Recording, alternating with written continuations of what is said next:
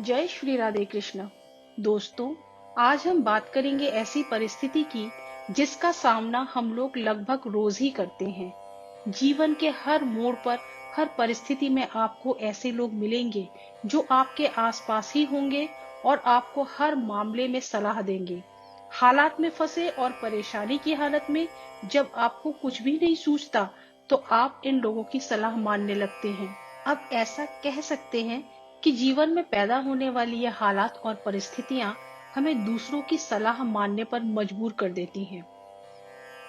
ये बात महत्वपूर्ण है कि दी हुई सलाह आपको परेशानी से बाहर निकालती है या और मुसीबत की खाई में फेंक देती है। जब दिमाग परेशान होता है ना, सही गलत का आकलन करना बहुत ही मुश्किल होता है, क्योंकि बुद्धि कुंठित हो जाती है और ऊपर से अनगिनत लोगों के अनगिनत सलाह, कुछ समझ में नहीं आता कि क्या करें। बस किसी ने कोई सलाह दी और हमने उसे मान लिया बिना सोचे कि ये सलाह कहीं गलत तो नहीं, जो कभी कभी बहुत ही घातक सिद्ध होता है और हमारे हित के विपरीत होता है।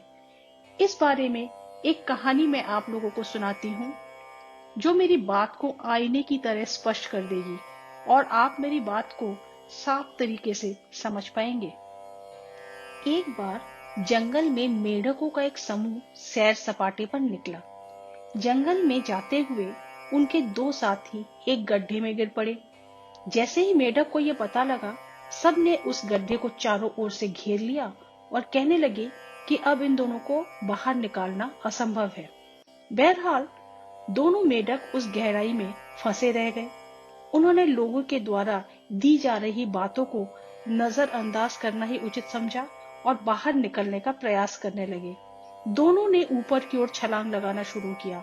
पहले तो असफल होने के बाद भी उन्होंने प्रयास जारी रखा और हर बार गिरने के बाद ऊपर उठने की प्रक्रिया उन लोगों ने जारी रखी। वो मेंढक लगातार कोशिश करते और ऊपर की ओर छलांग लगाते, लेकिन फिसलकर थोड़ा नीचे आ जाते। इस प्रकार हर नए छलांग में वह अपने एक नए जगह से थोड़ा ऊपर पहुंच जाते थे। लगातार कोशिश करते हुए उस ऊंचाई तक पहुंचे जहां से कुछ और गिनती की छलांग के सहारे वो गड्ढे के बाहर निकलने में कामयाब हो सकते थे।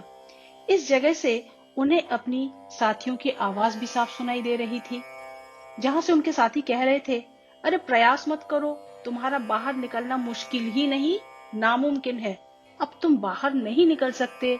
थोड़ी देर के बाद एक मेंढक छलांग लगाना छोड़कर नीचे बैठ गया, परंतु दूसरे ने लगातार प्रयास जारी रखी और महज 10 से 20 छलांग में दूसरा मेंढक उस गड्ढे से बाहर निकल आया। उनके साथियों ने कहा कि तुमने ये कैसे कर लिया, ये तो असंभव था।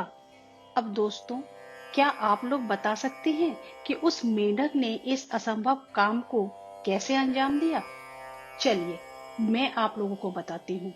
दरअसल जो मेंढक बाहर निकलने में कामयाब हुआ, उसे सुनाई नहीं देता था, वो सुन नहीं सकता था, तो उसने बिना समय गवाए लगातार प्रयास जारी रखा और सफल भी हो गया।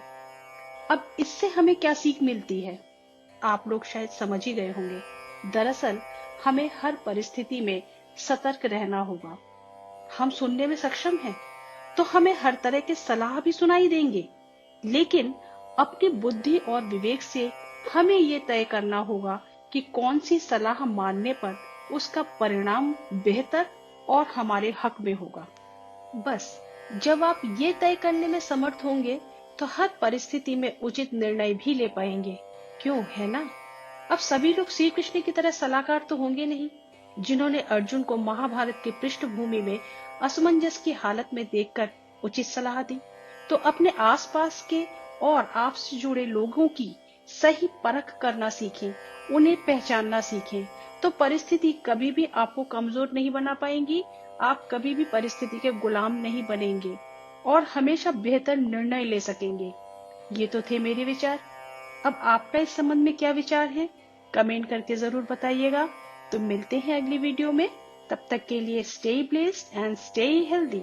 हरे कृष्ण।